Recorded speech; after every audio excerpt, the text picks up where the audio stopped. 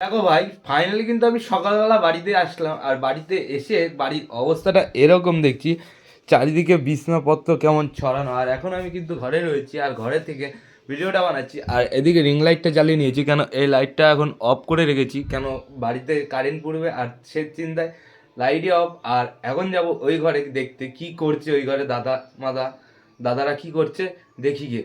চলো আগে ওই ঘরে যাওয়া যাক। এই লাইটটা অফ করে ফ্রিজটা আমি অন করে দিই। লাইটটা অফ করে নিলাম, ফ্রিজটা অন করে নিই, আর ফ্রিজটা অন করে তারপর ও ঘরের দিকে যাই। চলো ওই ঘরের দিকে যাই, দেখি কি করে।